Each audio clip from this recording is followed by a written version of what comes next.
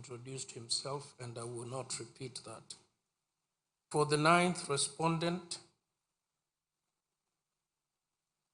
Mr. Michael Mushemi. And Ms. Gafira is holding brief for Mr. Kamodo for the 10th respondents. Ms. Joy Anami and Hassan Noor are instructed by the 16th respondent, IEBC. Those are the appearances. Sorry, I would like to amend the representation of the Speaker of the National Assembly to include Mr. Sore, S-O-R-E-H, Sore. Those are the appearances. One.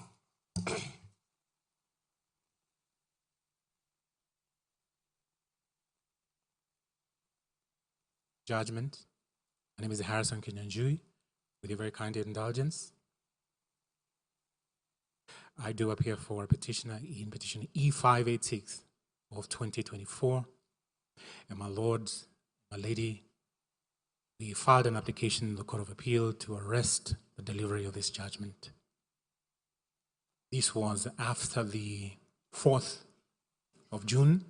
The same petition was not heard when you had directed and ordered it be heard on this, on the 7th of June, 7th of May. You had ordered directed it be heard on the 4th. On that 4th, it was not even listed for a mention. It was listed for a hearing.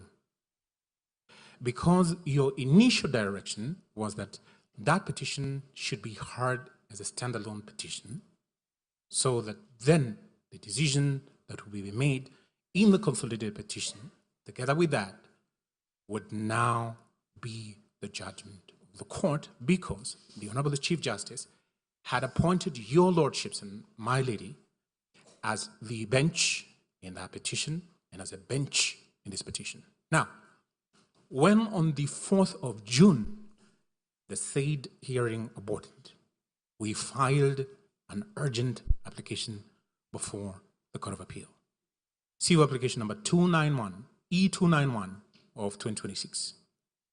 I also wrote an email letter to the Chief Justice as the head of the judiciary to bring into her attention the precipitate injury and ruinous violation of the petitioner's right to be heard before you render yourselves in this petition. Accordingly, the Court of Appeal certified that application as urgent. This morning, I served on everyone, including all the parties that are before you now.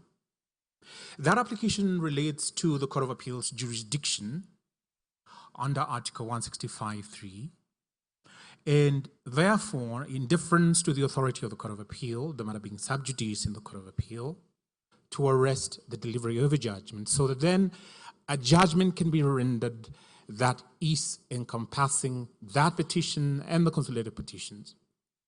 I had, in deference to Section 20, subsection 1H of the High Court Administration and Organization Act, informed the Deputy Registrar of this court that that application pertains to the arrest of the delivery of your judgment.